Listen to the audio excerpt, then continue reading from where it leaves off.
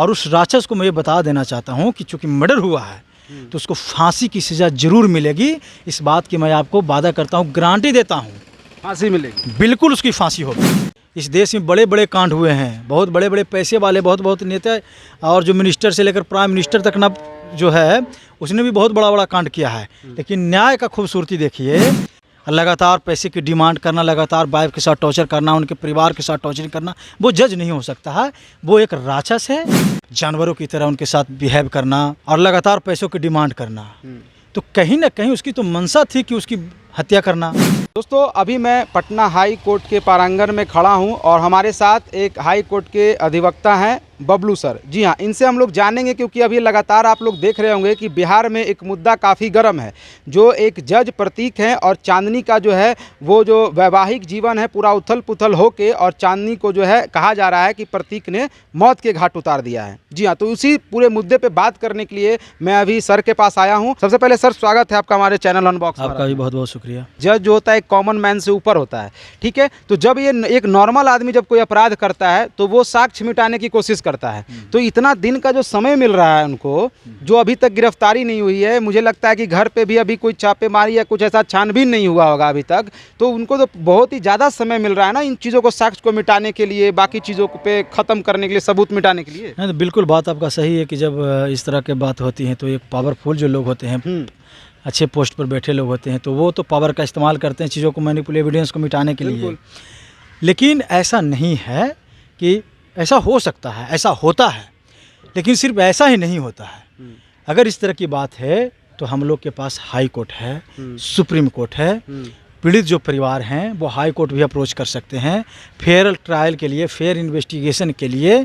और जब हर कोई बिकाऊ नहीं होता है, अगर हर कोई बिकाऊ हो जाता है तो देश और समाज जो होता है ना, बहुत दिन ही कोलैप्स कर चुका होता है।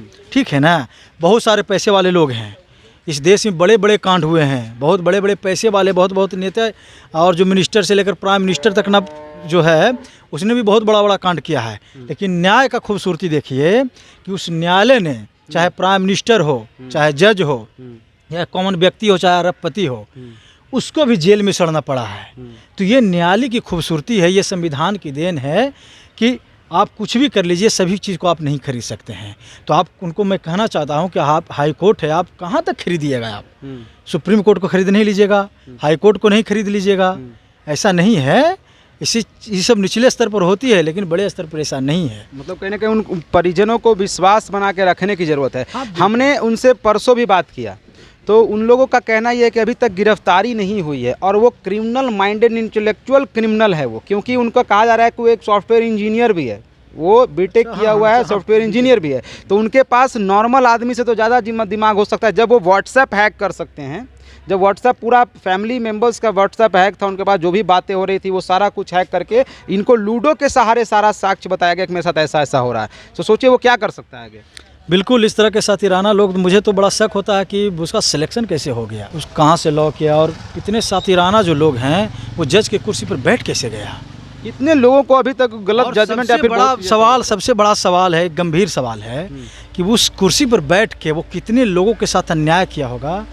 ये समझने वाली बात है, एक गंभीर सवाल खड़ा करता है न्यायिक सिस्टम पर। एक अच्छे पद पे होने के बाद भी इतना ज़्यादा दहेज लेना कहा जाता है कि कानूनी अपराध है, देना लेना सब अपराध है। तो मैं बता रहा हूँ कि एक जज ने समाज के आईना को, समाज का जो जिम्मेदारी होता है, समाज का जो कहता है ना कि भगवान होता है, समाज का जो उम्मीद होता है, उसने वो तो पहले ही तोड़ने का काम किया है।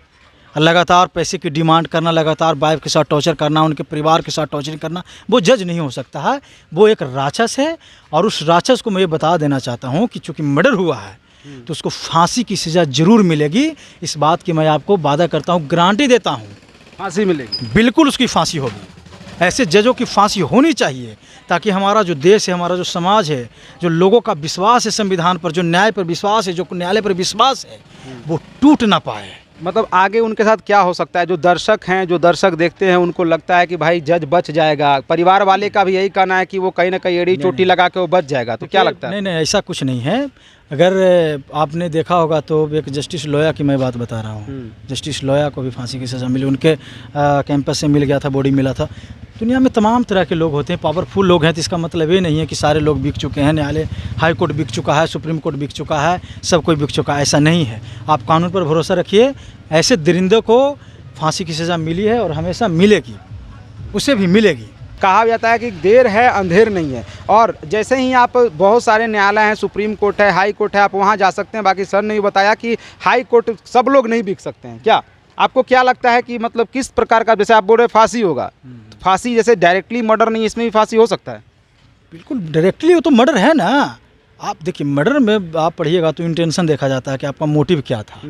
मोटिव था टॉर्चर, मेंटली टॉर्चर करना, फिजिकली सेक्सुअली टॉर्चर करना, जहर देना, जानवरों की तरह उनके साथ बिहेव करना और लगातार पैसों की डिमांड करना। तो कहीं ना कहीं उसकी तो मंशा थी कि उसकी हत्या करना, कहीं ना कहीं तो मंशा थी ना कि उसकी हत्या करना। और 302 जब मुकदमा लगेगा, 302 जब लगेगा, तो 302 में फांसी की सज़ा का प्रावधान IPC में है। आप चीज़ों को देख लीजिएगा, पढ़ लीजिएगा।